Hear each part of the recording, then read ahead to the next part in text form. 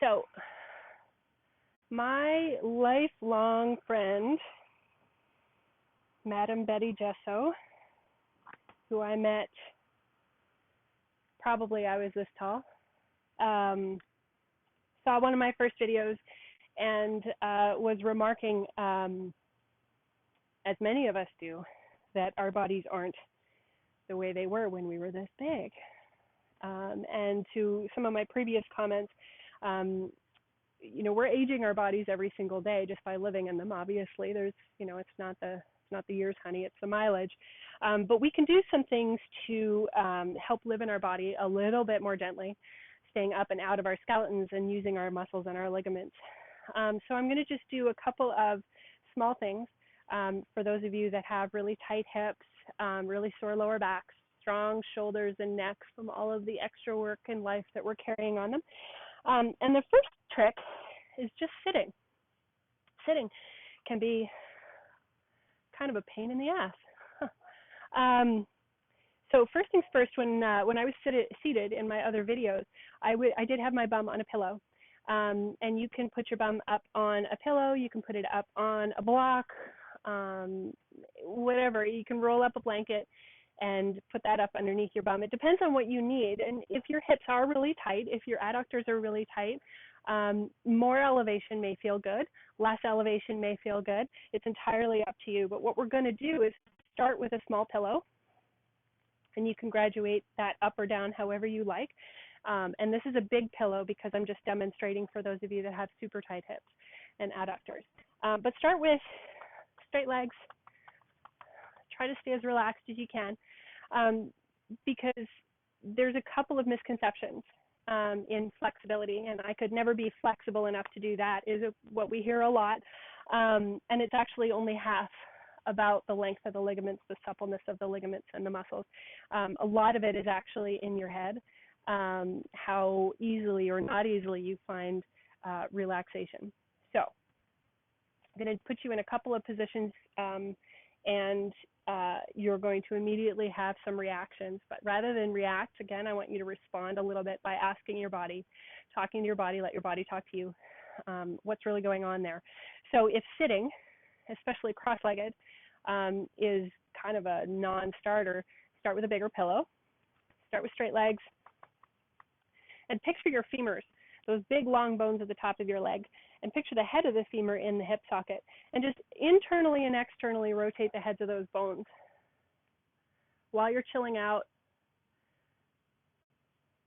and get used to that motion, picturing the head of the femur rolling in and out of the hip bones. Now, everybody's hips are shaped differently. That's just what you're born with.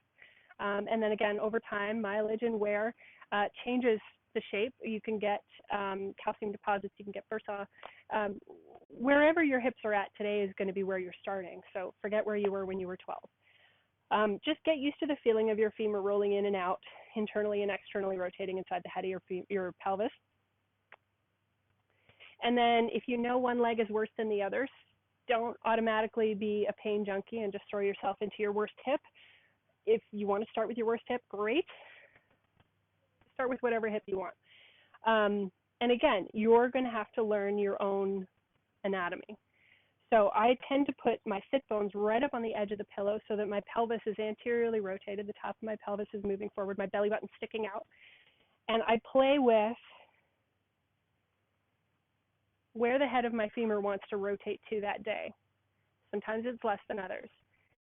And what I mean about flexibility only being half in your body, half of it's in your brain, is you're going to immediately, if you're asking your body, if you're responding to your body rather than reacting, you're going to immediately say, ooh, and you're going to feel a muscle tense up, and it's probably going to be in your butt.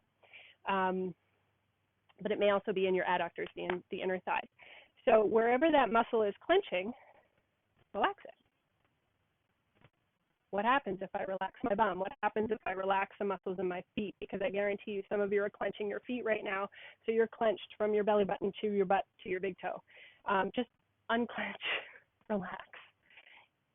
If it becomes uncomfortable, you're in control of that. You can lift your leg up. Nobody's forcing you. But just play with it and then find out, come in and out of the posture, find out where that discomfort is. And once it's there, sit with it for a sec, not in pain, but just in a mild, not sure about that phase.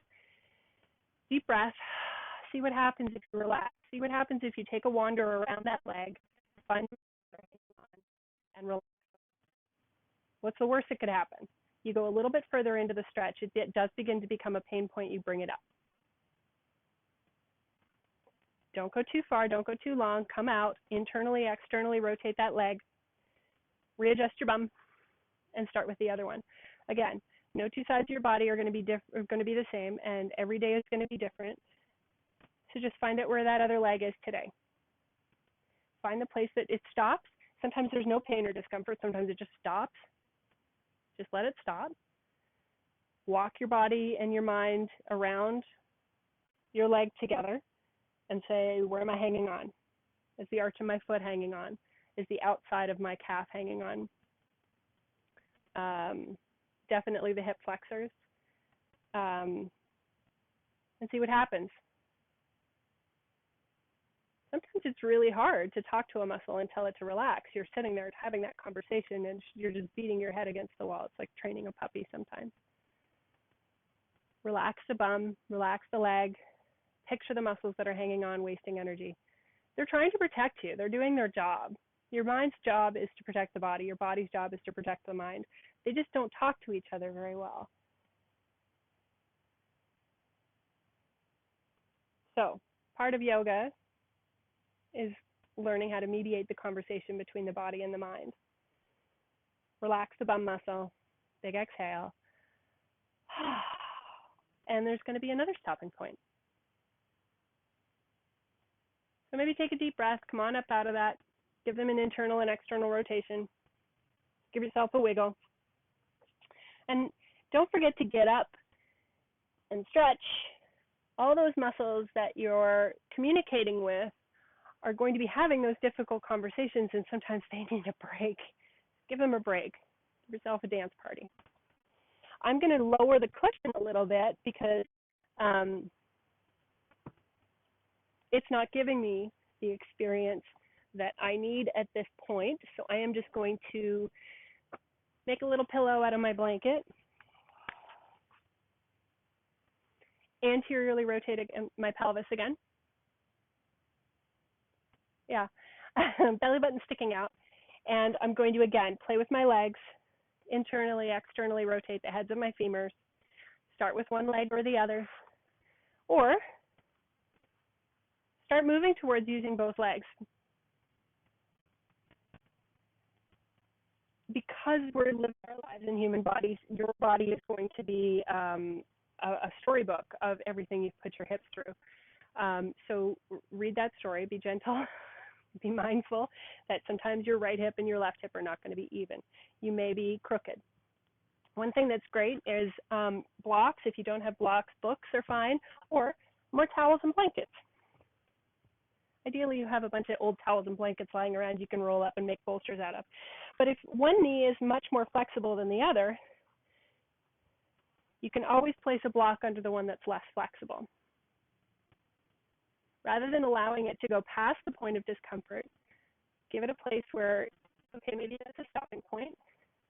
And as you relax, as you find those muscles that are hanging on and wasting energy, you can move those blocks in and around and out of the way. So, you may be here, and you may be here for months. The trick, especially if you're in a position where it's not opening up, it's taking a long time, again, go back to where you're hanging on. Go back to the mental exercise of lengthening those ligaments. See where you're hanging on. Give them permission to relax. Play some good music. Breathe a lot. Have a glass of wine if that's in your ballywick. Do whatever you need to do, but give yourself permission to relax those muscles that are trying to protect you from pain. Because you know what happens if you get to a place where there might be some discomfort? You come out of the position. Nobody's telling you you have to be doing this. But if you can sit with it, relax with it, let your belly flop out. Let every muscle relax. Wiggle your toes. Wiggling your toes will always tell you where in your body you're hanging on to extra tension. Another little tip. Stressed? Not sure where? Wiggle your toes. Your body will tell you.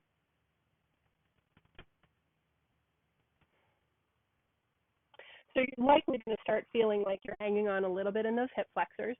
Again, your bum is always trying to protect you. See where you're hanging on and give it permission to relax.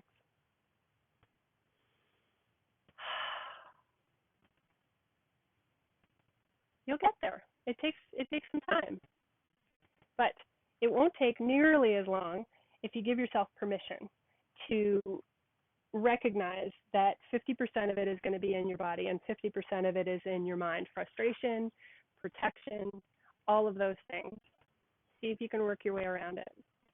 For those of you that took your yoga teacher training with me, I didn't think my knee would ever relax to a place where we'd be sitting like this. So I'm not only a teacher, I'm a client.